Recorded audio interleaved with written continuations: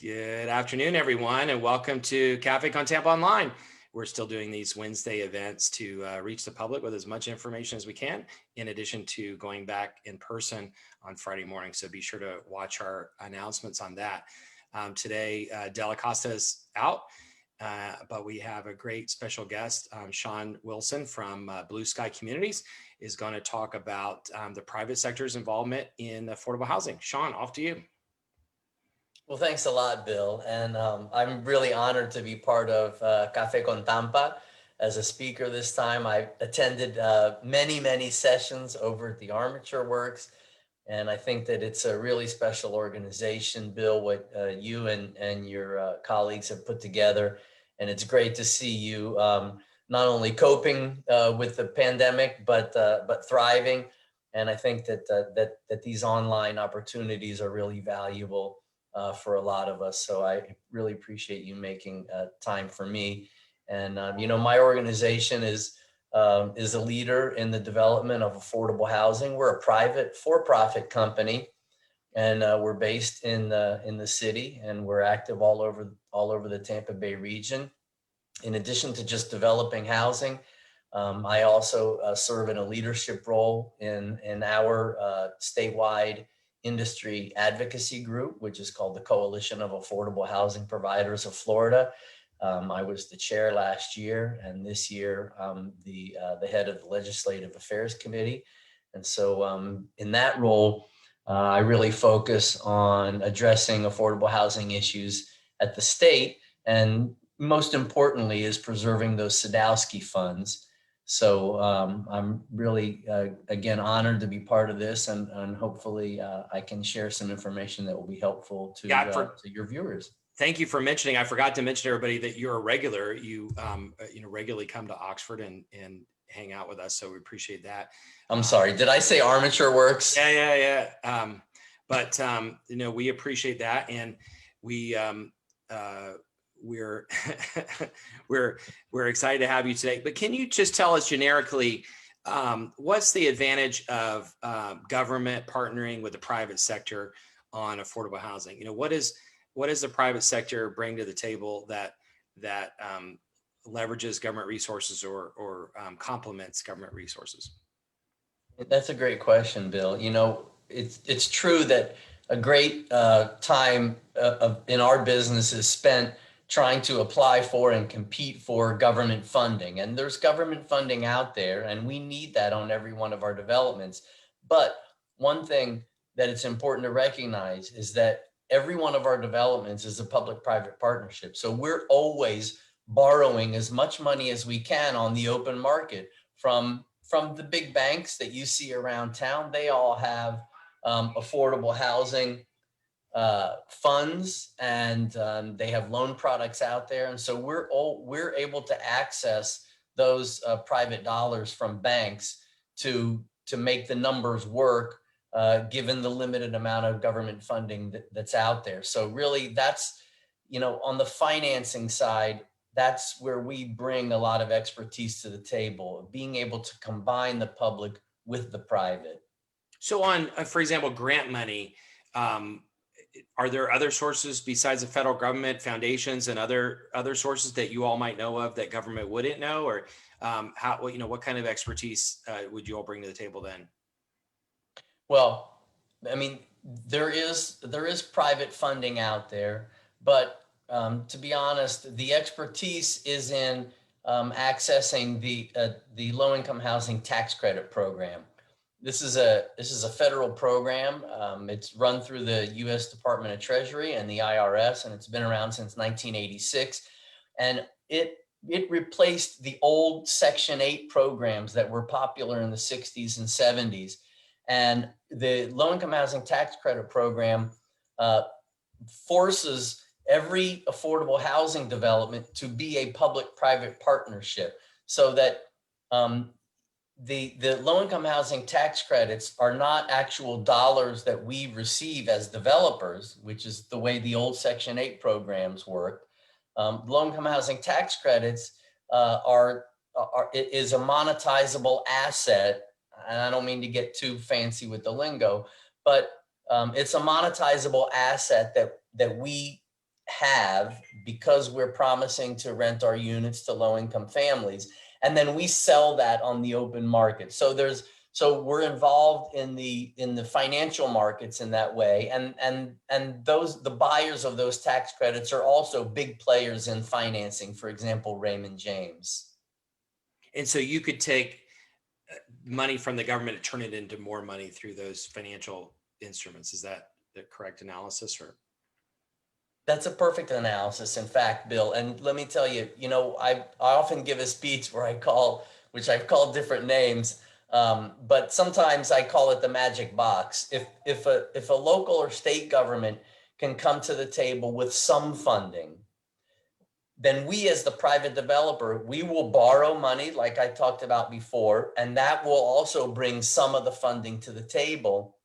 And then if you put our private funding and some local or state funding together, and you say hocus pocus and abracadabra, and you open up the magic box, and you have now just created $50,000 to $75,000 per apartment in tax credit funding. So for a 100 unit development, there is a huge undersubscribed supply of federal housing credits, where on a 100 unit development, we could create about $7.5 million, let's say, of federal funding for any given project, if we can get some local funding or state funding to the table first. What about other advantages of working with the private sector? For example, would you be able to get a better price with suppliers?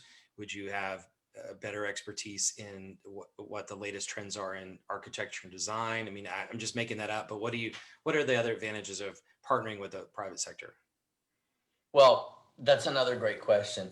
The city of Tampa and Hillsborough County have resources at their disposal, but real estate development is a private enterprise.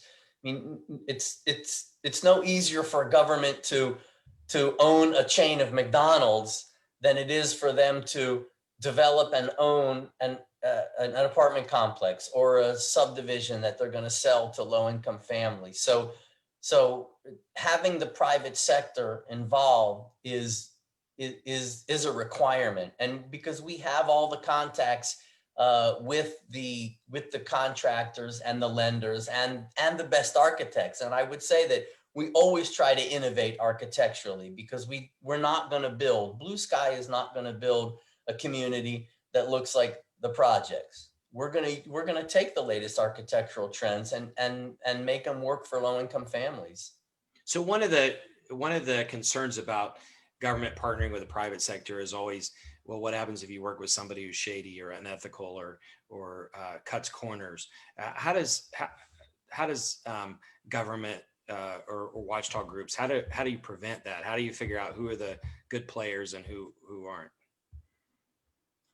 Through a competitive process. So whenever a government agency is trying to create affordable housing in their community, they should create an application process where the developer has to tout its own experience and its own expertise, and the developer has to provide references, and the developer has to demonstrate a track record. And a lot of local governments do a good job of making sure that the folks that they select are the best. Just a quick ad here for Café con Tampa. If you're watching live, which is 4:00 on Wednesday, please hit the like button, but also hit the share button. We do this as a free service for the community because we want to share information to as many people as possible. And there are a lot of people interested in affordable housing. If you're watching on YouTube or after the fact, please also hit the like button, share button, and ideally hit the subscribe button also so you get notifications. And if you're watching live, you can also ask questions by posting, depending on how you're watching it, either underneath or to the right of the Facebook live feed. So feel free to ask questions, and we'll ask the speaker here. What are some of the latest architectural design trends in affordable housing? Well, traditionally we've done a lot of suburban locations because of land prices and ease of development, and so that lent itself to a lot of very vanilla kind of what I'll call garden style apartment communities. But lately, what Blue Sky has really been trying to do is to work in emerging neighborhoods in all across the Tampa Bay. And we actually are developing a community called Skyway Lofts, which is right on US 19 in the Skyway Marina District in St. Petersburg, which is an emerging district with a central corridor, which is US 19 or 34th Street South. And so, so what we're seeing is that the developments are getting more urban. So they're it's not just a building surrounded by a big parking lot. Maybe we have parking under the building, and these are ways that we're addressing the needs of urban residents while still providing a great product. One of the criticisms of affordable housing in the past was that it was either put in segregated communities or it was put back in communities that exacerbated the concentration of poverty. And so one of the philosophies is that we should not replace concentrations of poverty with concentrations of poverty. So one strategy is to put a building inside an area with multiple socioeconomic stratas, and another is to diversify within the building with market rate and affordable housing. What strategies have you seen communities use, and what are the pros and cons of them? Any resistance from the communities around them? Well, Blue Sky's active in Florida, and we've been here I've been here for 28 years, and Blue Sky's been in existence since 2012. And in all that time, there's very few instances where you get a mixed income building, where you get low income families and higher income families in the same building. I know that there's talk of success stories in the Northeast, and I think that's well and good. I have not seen that work in Florida, and I don't recommend it. We recommend to local governments that they concentrate their affordable housing resources into a single development and these are not gigantic developments. Most of our developments are between 60 and 150 apartments. That's very small compared to your typical apartment community. So we recommend that local governments concentrate the affordable housing into a single development. And the reason is because of that public-private nature of the financing that I described. So there are market constraints. The government can't just say, we want high income and low income in the same building. Why can't they say that? Because there's an investor out there in the tax credit world and a bank out there who's making a substantial loan that has to get comfortable that works in the marketplace. And we don't see that very much in Florida. So we think that the standalone model is the best model. And then would you typically put a commercial underneath? Is it like other apartment complexes where you might have restaurants or dry cleaners or whatever? Is it solely residential? We have done developments where we've had small amounts of retail and office, and I think that those work great. And could you tell folks, we shouldn't turn this into a commercial, but just tell folks the diversity of places that you've built housing and kind of give us a quick flavor of it. Well, just in the Tampa Bay area, like I say, we have urban locations like Skyway Lofts. We have suburban locations in Brandon, about 3 miles east on 60, past the Brandon Town Center Mall, and so that's a very suburban location. And we also have an upcoming development, a really exciting one, in a suburban but urban area, which is a joint venture that we have with the University Area Community Development Corporation. That one is going to be right on Fletcher and is going to be an example of what you talked about, Bill.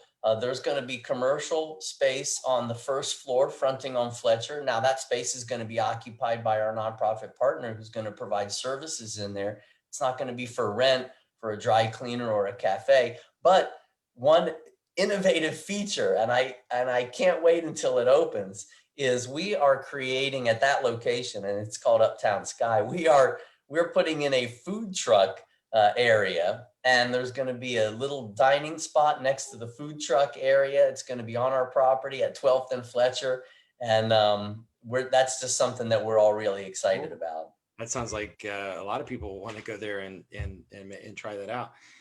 Let me ask you a question. So one of the things we hear is that affordable housing landlords sometimes don't keep up their buildings. What rules are there around that, and how can partnership between the private sector and government ensure that that these residents are kept up to standard? Right. So because we get government funding, we have a very heavy compliance monitoring mode. And compliance monitoring is a phrase that we use, and that what that means is that the government agencies that provide the funding at the outset, they come back every year, and sometimes more than once a year, not only to inspect the property, but to ensure compliance, that there's no over-income people who are actually living at the property. But the most important factor is who's going to do the property management, because I can build a development here or here or here or here, but if I just pick any old property management company, then it's going to go downhill. Blue Sky is lucky because we have an in-house property management company called Carteret, and they really care about the residents. They care about the maintenance and curb appeal. And so that's a huge factor in the long-term viability of these communities, is making sure that they look nice. So we've gone through a lot of technical stuff. Big question.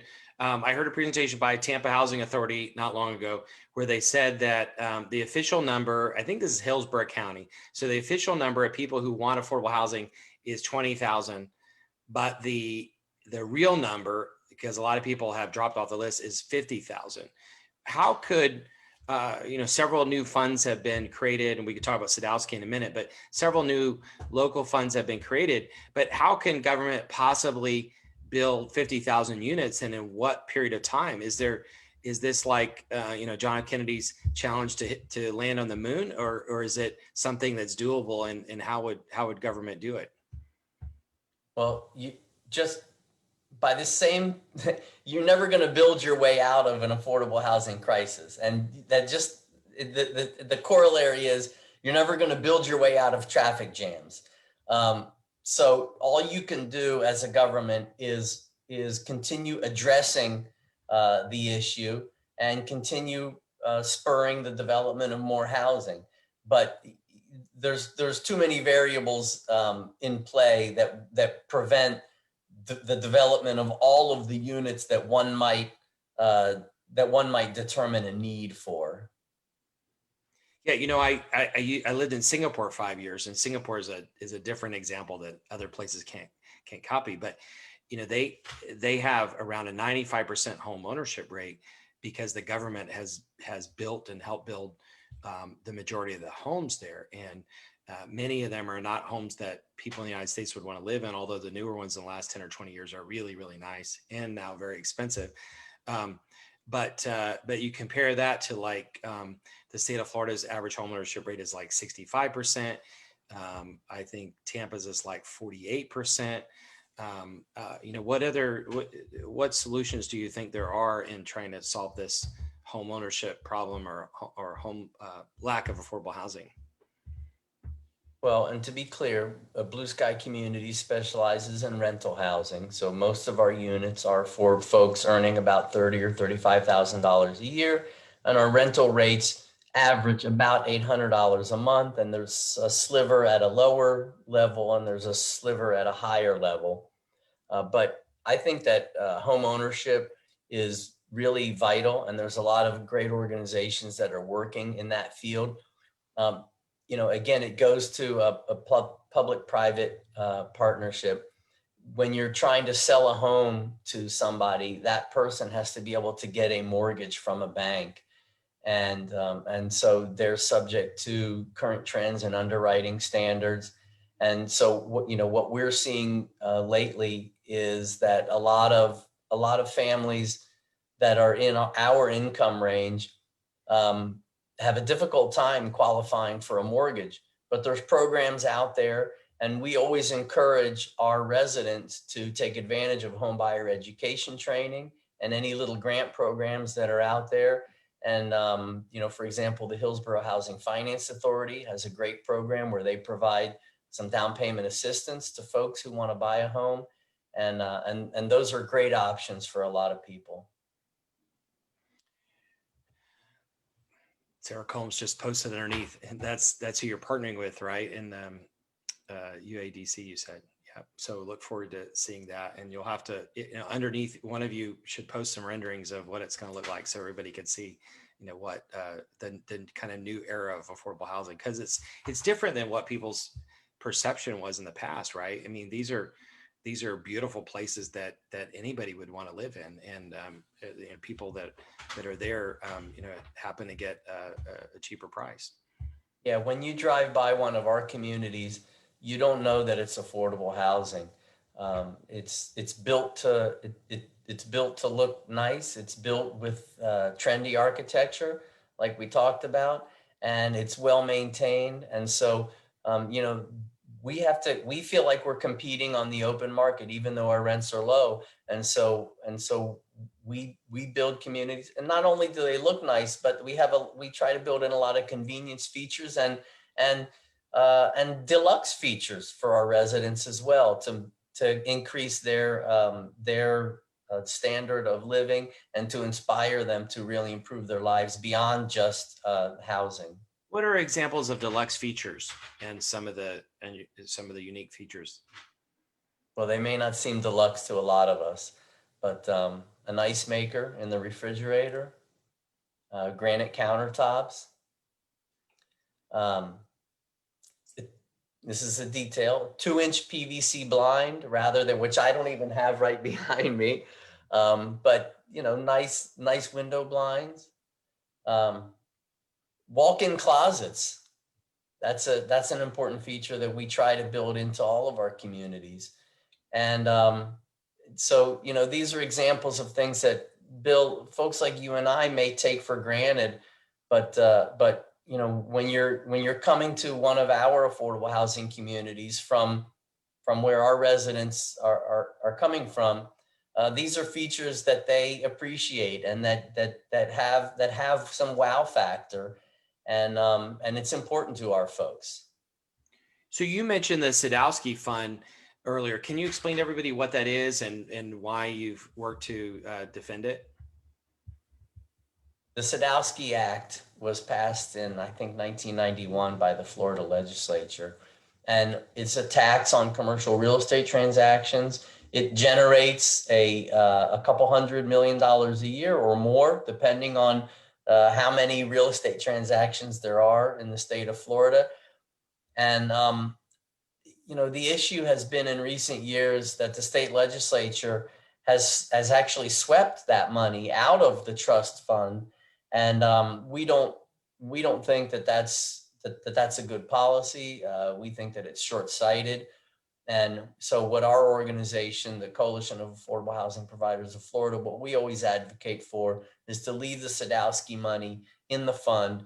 That way it filters down to developments like ours, rentals, but it also filters down into down payment assistance programs that help folks become homeowners. And by way of example, this year in 2020, for the first time in, I think, more than 10 years, the legislature did not sweep any Sadowski funds. Unfortunately, due to budgetary constraints, due to COVID, the governor did veto a good portion of Sadowski funds. So just when we thought we had all the funding, not blue sky, but statewide, COVID came and kind of bit us in the tail. But we're raring to go for the 2021 session, and we're hoping that there won't be a sweep again. And if there would not have been a sweep, I think Hillsborough County would have gotten about $11 million in Sadowski funds just to allocate within the county, and then the city of Tampa would have gotten their own substantial allocation as well. It's just a really, really important piece of funding that we should all be advocating when we speak to our state representatives and state senators. Don't sweep Sadowski. And you mentioned, we're almost out of time, but you mentioned the coalition of private sector builders. How many are there, and do you have any idea what the amount of capital is that the private sector brings to affordable housing in the state of Florida? Well, our organization has about 90 members. Now, about half of them are developers. So, and not all of them do the same thing I do. So there's about 40 major affordable housing developers that do what I do, and that do rental and home ownership. And I mean, the amount of private capital is in the hundreds of millions of dollars per year that we bring to the table, combined with local and state and federal funding. And that really is an affordable housing development engine that works. And it's a well-tuned engine. It just needs a constant supply of fuel. And that's primarily going back to Sadowski, like I talked about. Great. Well, again, a plug for Café on Tampa. If you're watching live, you still have a chance maybe to ask one last question. But please hit the like button and share button. We do this to try to pass on information to the public. And if you're watching on YouTube, please hit the like button and hit the subscribe button so you can see the future updates. Shawn, thanks. I want to say that I adore the Oxford Exchange. It was one of my favorite spots in Tampa, and there's other places around town that are copying it, but nothing is like the Oxford Exchange, Bill. And we're, for anybody who's watching, we're back live at Oxford, but because of COVID, we're limited to 40 people, and everybody has to wear masks. And instead of the regular, but it's still buffet, but they serve us instead. And we've got sanitizer everywhere, and we're all socially distanced. So we're trying to keep it as safe as possible. We're keeping it small. We'll slowly build back up throughout the end of the year, and then everybody pray there's a vaccine early next year. But Shawn, tell us any website people should go to, any other information you want to talk about before we wrap? I mean, I would invite people to go to my company's website, blueskycommunities.com. We're also on Facebook. We've got some really interesting, we're also on YouTube. We've got some really interesting videos. You know, we just had a huge groundbreaking yesterday with the mayor of Orlando and other dignitaries, and that video should be up pretty soon. So I would invite people to check that out. Yeah, and any of that you want to post underneath this so that people can see more information. You know, we don't show any pictures or slideshows during the video here, but you're welcome to post it so that people can see the quality of these projects. And, you know, thank you for what you're doing, and thanks to all the private developers who are helping to solve this housing crisis we have. See you soon, hopefully at Oxford. Thanks, Shawn. Take care.